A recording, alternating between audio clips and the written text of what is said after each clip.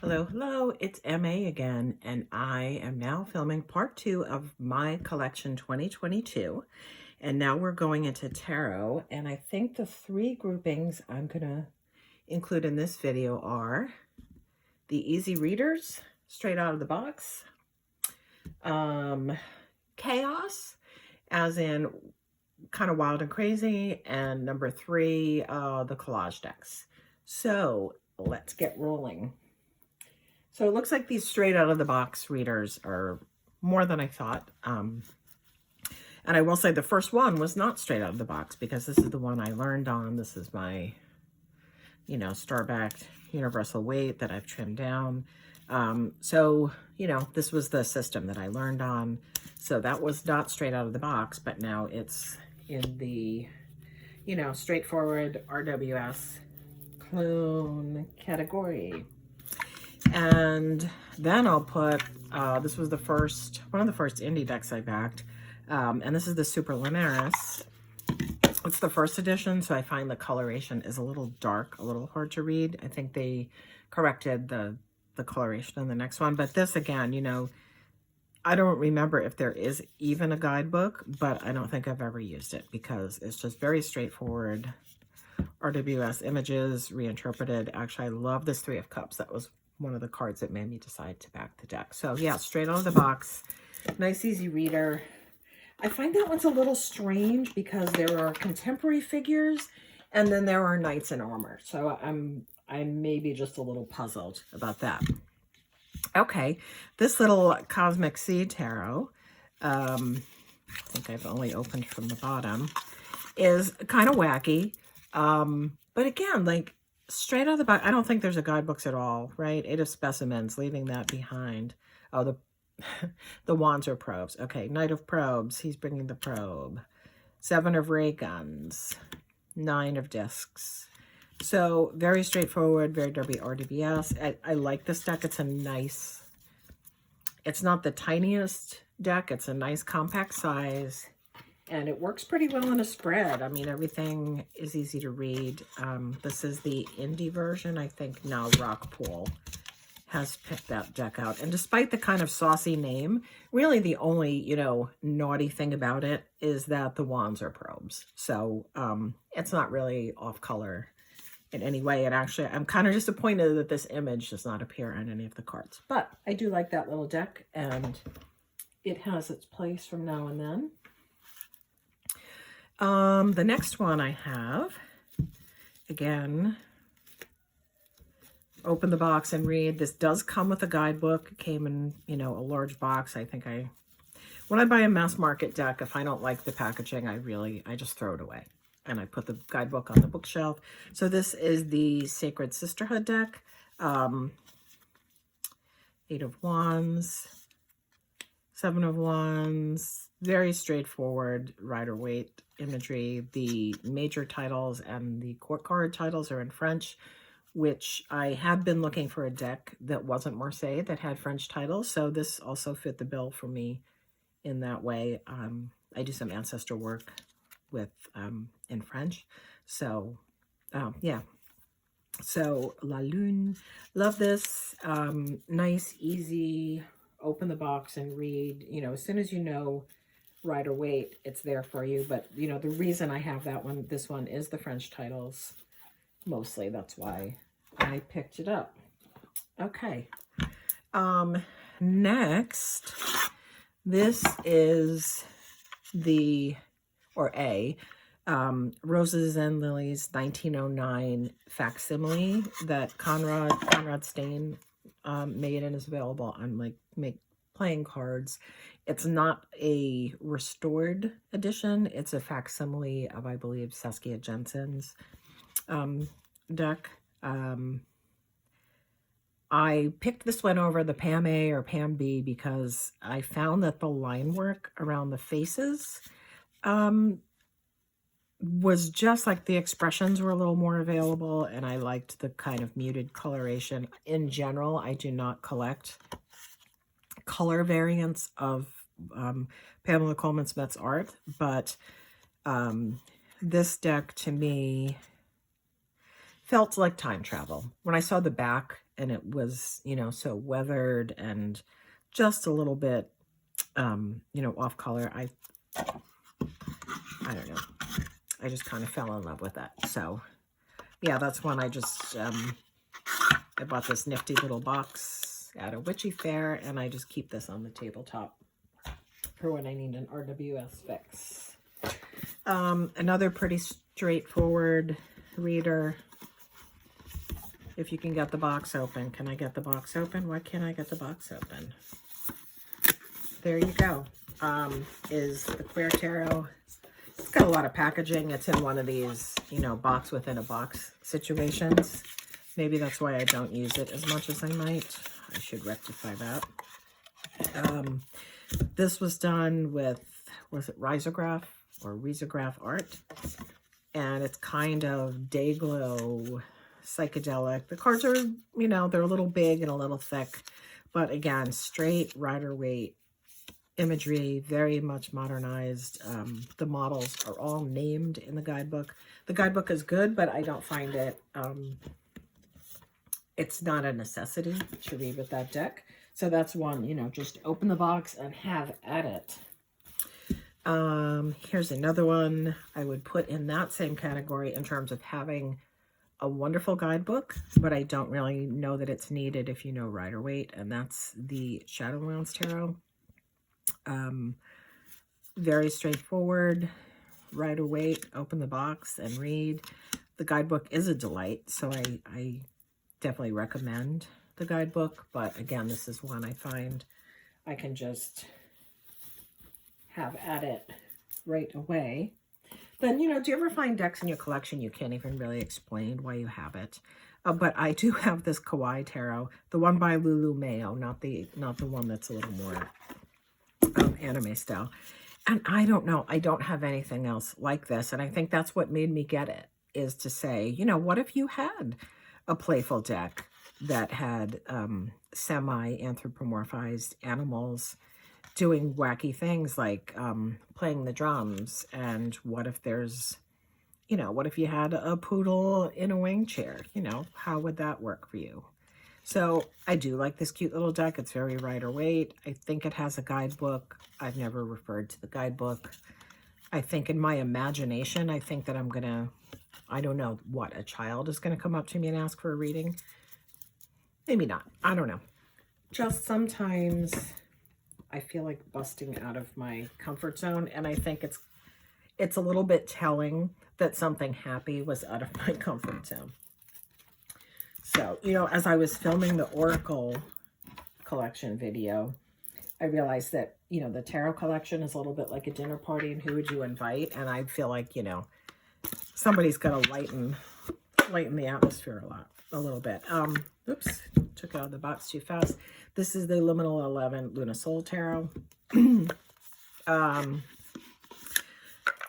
Again, right out of the box, this is very much a Rider-Waite clone. I removed the borders and titles. I wasn't going to keep the deck. I felt it looked very washed out with the pastels, but once I took the borders off, the colors really and the images really popped more for me. And because it's so Rider-Waite, I don't really have any trouble telling what the cards are. And yeah, so this is just a fun one. Open the box, read the cards. There we go. What more could you want? Open the box, read the cards. Then I have two that I found were kind of easy-ish readers, not straight Rider-Waite clone. One of them is Anatarian's Tarot of the Abyss. I found most of the imagery pretty straightforward to read the cards, and you know, it's got titles and stuff, so there's a few that deviate a little, and the guidebook is pretty nice with this one. So yeah, 10 of Wands. I mean, I think if you know Rider-Waite, this deck would be pretty easy to just open the box and read with. The last one, surprisingly enough, or maybe not surprising, is the Sasuraibito Tarot, and this is the tiny traveler version. So you can see the gold. I think I downloaded a digital guidebook for this, but I don't feel that I use it. I think what surprised me with this deck was, even though it's fairly minimal, I found the emotional expression was really just right there in the cards, especially in the court cards, which I tend to struggle with. And I also found that even though this is a smaller size, the style of the artwork really translated well to the traveler size deck without really losing its readability. So yeah, so this one I found was, I didn't expect to be able to access readings as readily with this one as I did. And I think it's just because I personally found the characterizations in the illustration were very emotionally emotive without adding too much to the illustration. Okay, so what did we say was next? Chaos? So by chaos decks, I mean decks that are a little wild and crazy. So no surprise, first I'm going to put there is the Alleyman, which I think most people are familiar with this at this point. So not only is it, you know, quote unquote collaborative, it's not even all tarot cards. The backs are all different. And I did a whole video about embracing the chaos of this and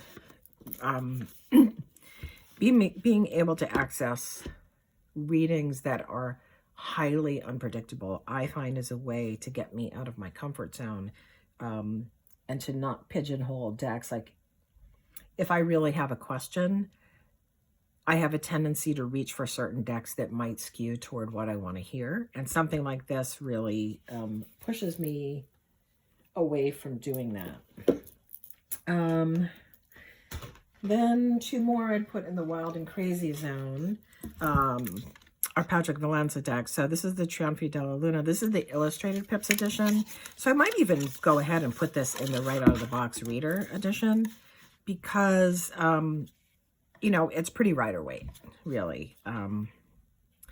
Wheel of Fortune, Three of Cups. Oh my God, that's the image on the box. I mean, I just I'm very immature. I laughed really hard when I saw the Ace of Cups. So, yeah, I have another category I'll film later, which is like in its own world. So I think these decks kind of go in that too, but they're also a little bit chaotic and unpredictable.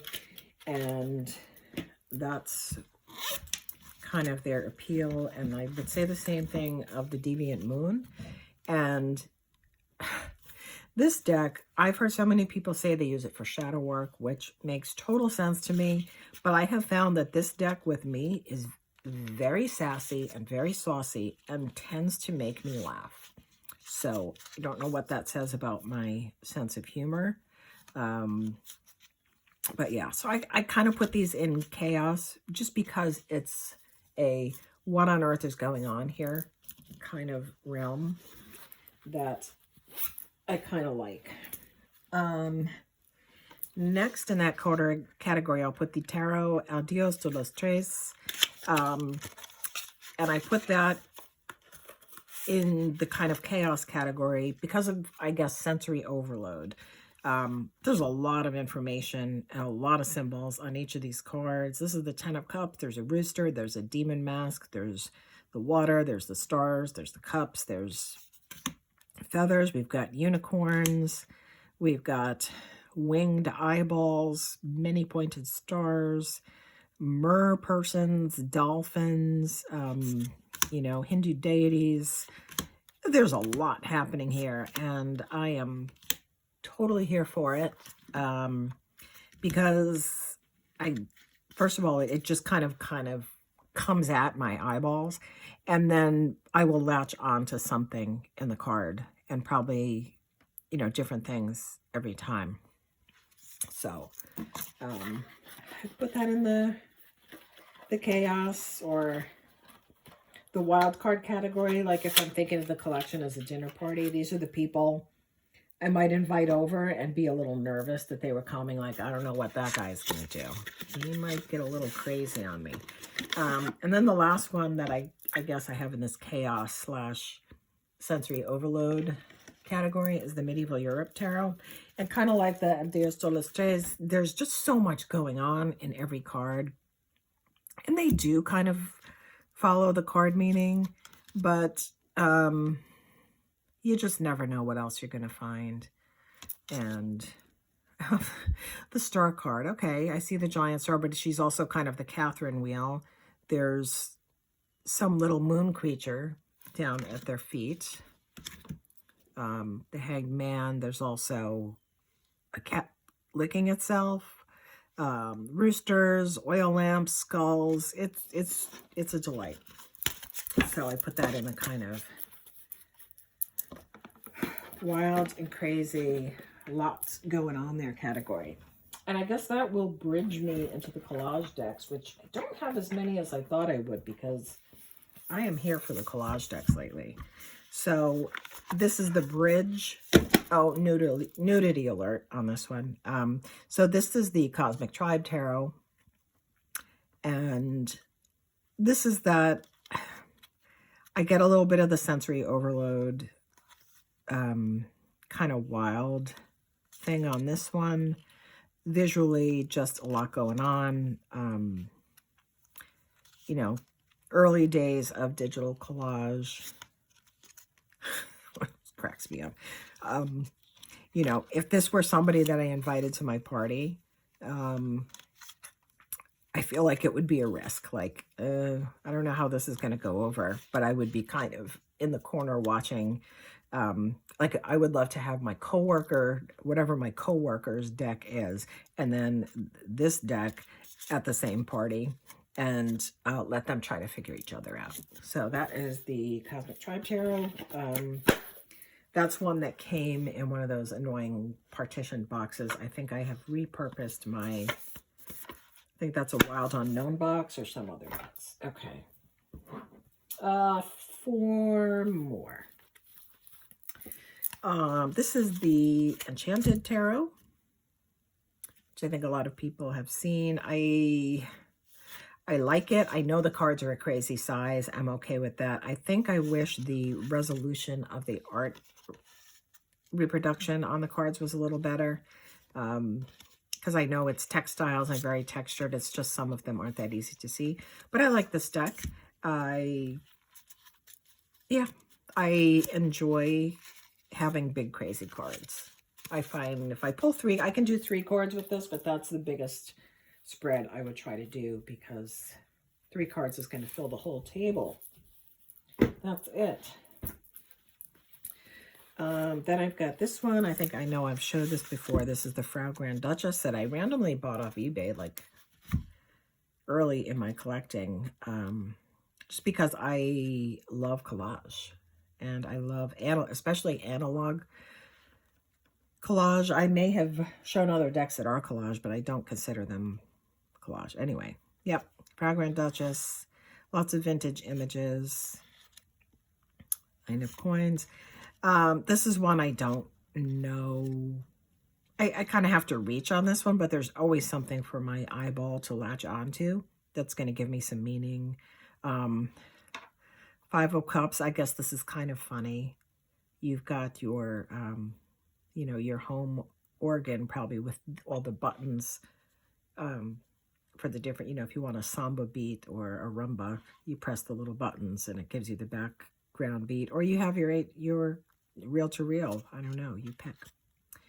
And the Lovers. Yep. So that is kind of a fun deck. I don't read with it as much as I thought I might. 2 more. Okay, this is the one I picked up recently. This is the Jumbledance Tarot. This one also was available on Etsy. I think this is a deck the creator put together a long time ago and then made available recently. Yeah. Again, collages. I haven't read with it that much. It's a little, like, their card descriptions are different, and I would like to spend a little more time reading the guidebook. But again, I love collage decks. I don't know what else to say. And this one is kind of bright and colorful. I like the black borders on this. I think it helps the images pop, pop, pop. So I'm there for that one. And then my last one for this video is in the velvet bag, is Tara May's Ritual Tarot. Yeah, so this is one with large cards, but I'm good with that for this deck. I think it's appropriate. I don't think I'd like to see the art reduced down any further than it is. So this is the untitled version. She's working on an updated version that has the titles added. They're also being collaged on, and I've seen images of some of the cards. I could go either way with that. I'm happy that I have the untitled version. And I've seen some of the, they've posted, I think the majors were done originally in quite a large size and then resized for the cards. But I really, really, really love this deck. Yeah. So that's who's at this half of the dinner party. And I will film the rest later. So thank you for watching. Bye.